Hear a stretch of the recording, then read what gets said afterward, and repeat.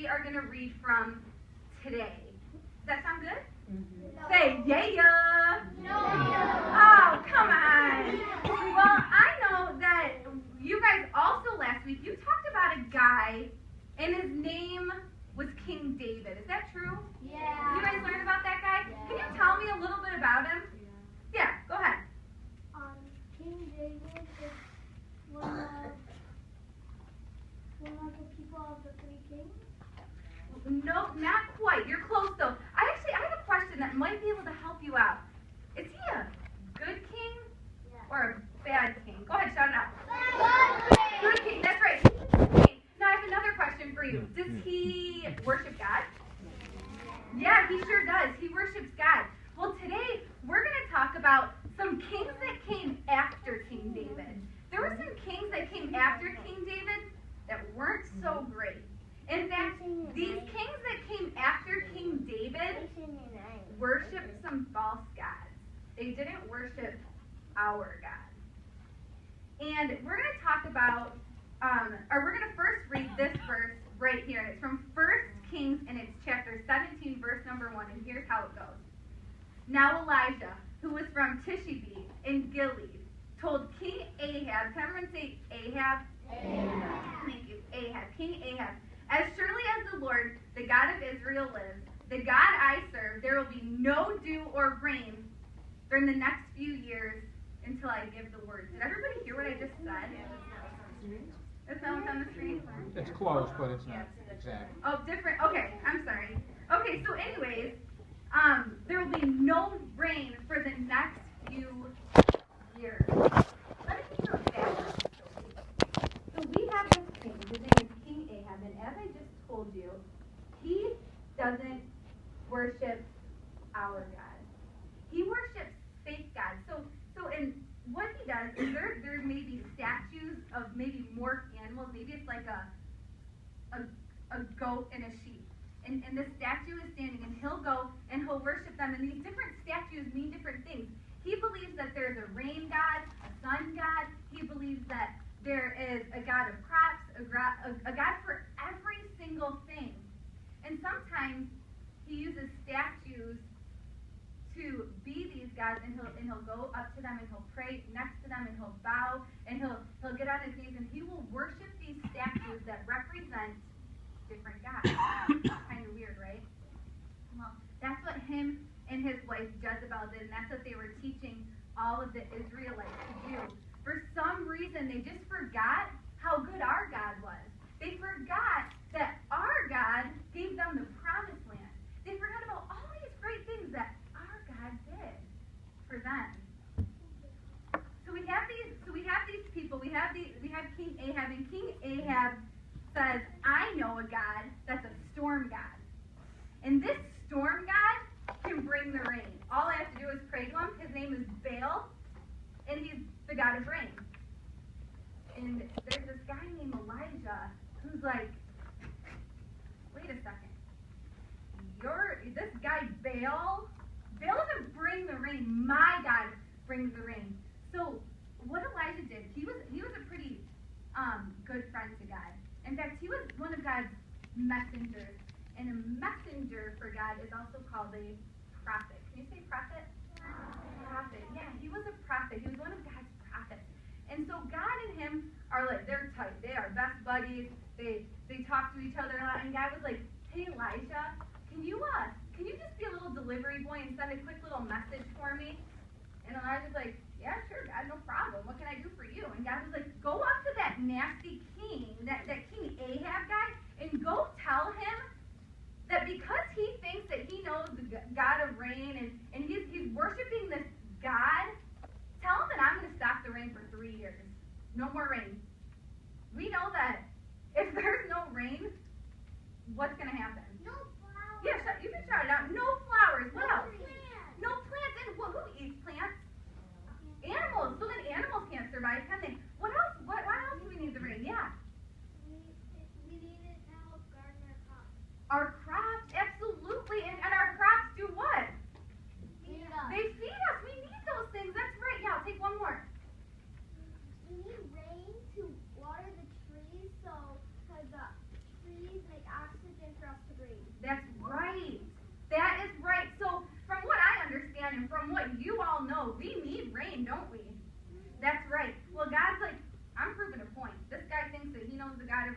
the God of rain, I'm going to show him that I'm in charge. So I'm stopping the rain. No rain for 3 years. So that's what he does. And then, after this happens, King Ahab is like, yeah, right, this isn't real. And God's like, I'll show him. So Elijah and God meet again, and God says, wait a second. Go tell this guy that you want to have a duel. We want a little contest.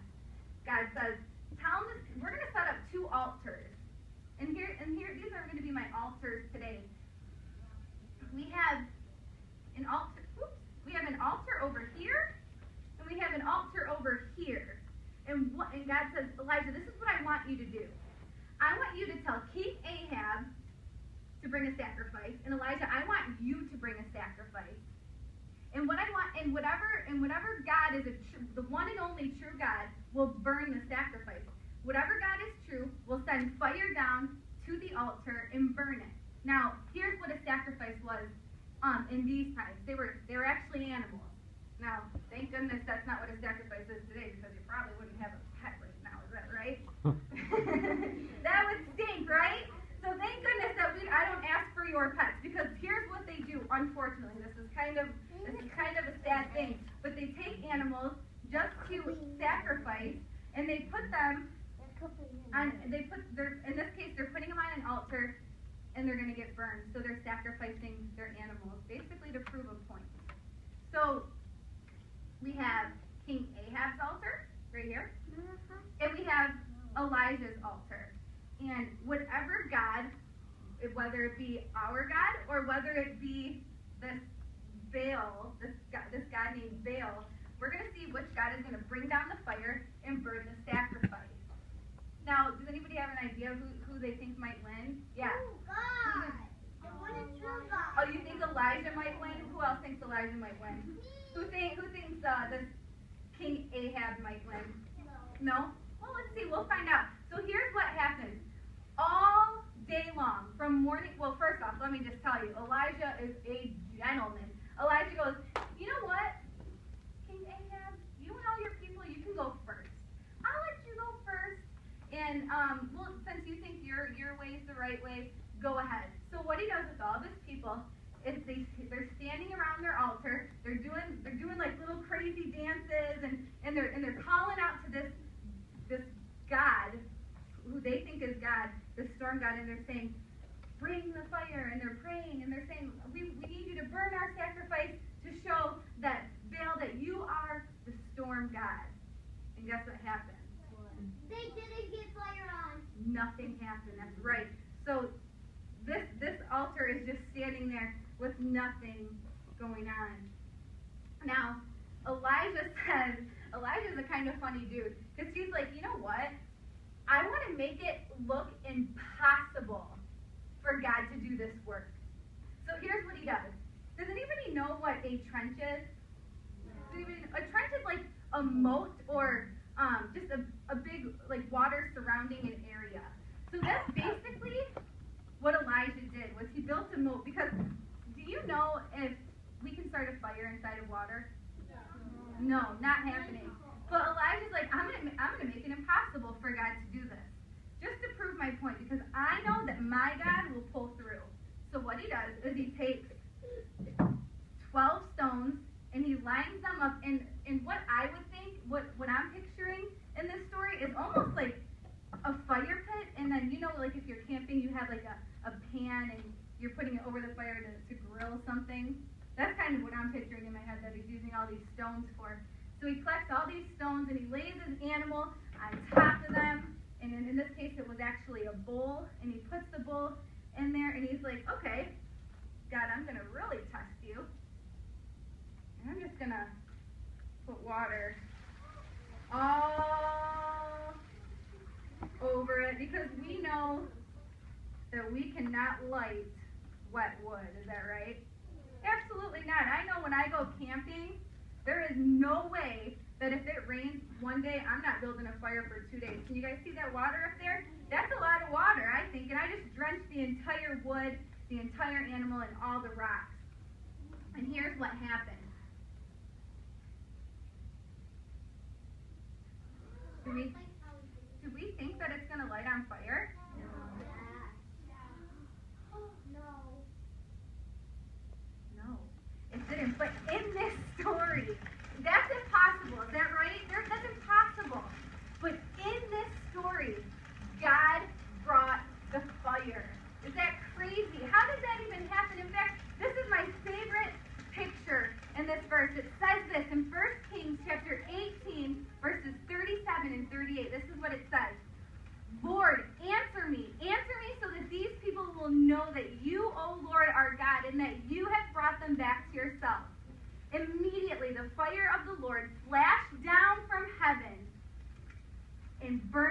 young bull, the wood, the stones, and the dust. Here's my favorite picture. Are you ready that this verse paints?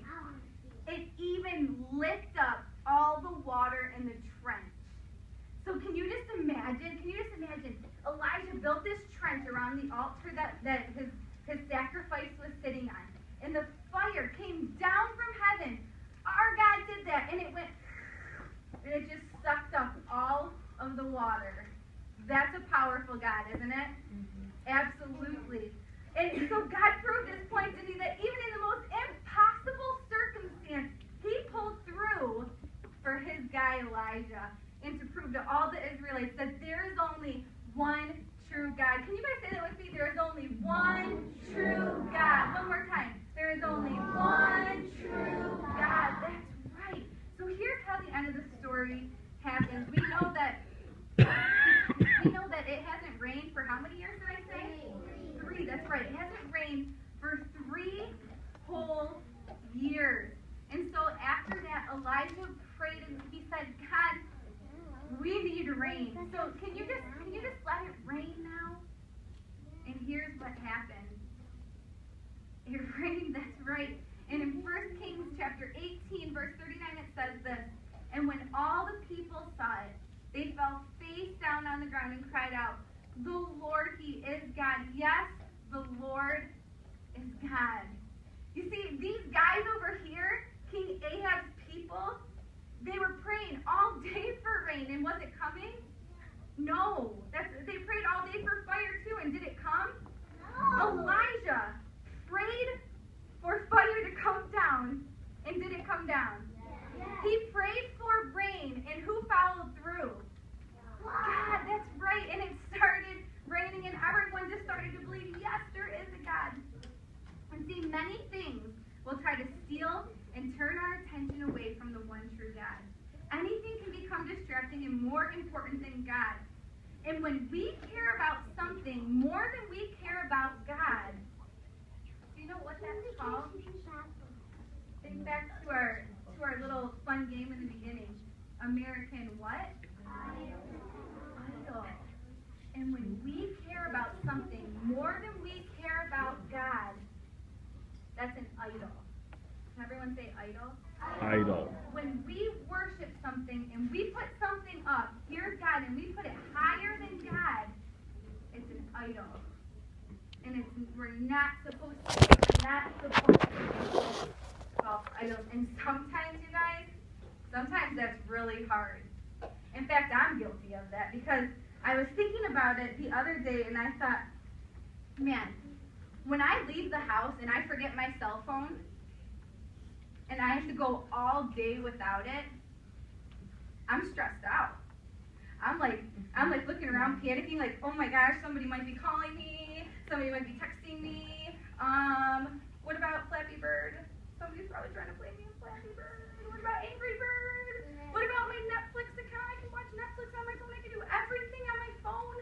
And I'm just freaking out about it all day. And then I was thinking, what about the mornings that I forget to pray? What does that look like? Sometimes it doesn't really bother me. It doesn't affect me all day long. I'll start the morning off without praying and talking to God, and it doesn't really bother me. And that shows me, you guys, that my iPhone is being treated as a false god or an idol. I'm putting that before God. But I know at the end of the day that my phone isn't going to always be there for me, right? Yeah. But I do know that my God is always going to Be there for you. be there for me. That's right. Now, I want to ask some of you, what are some things that maybe you struggle with? Do you struggle with putting your video games first? Yeah, you can share.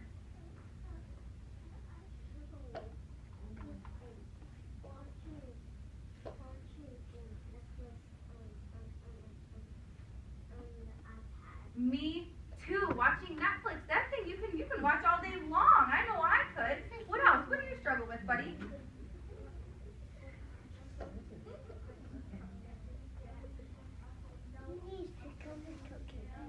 Okay. All right. Yeah. What about you back here, Cassidy?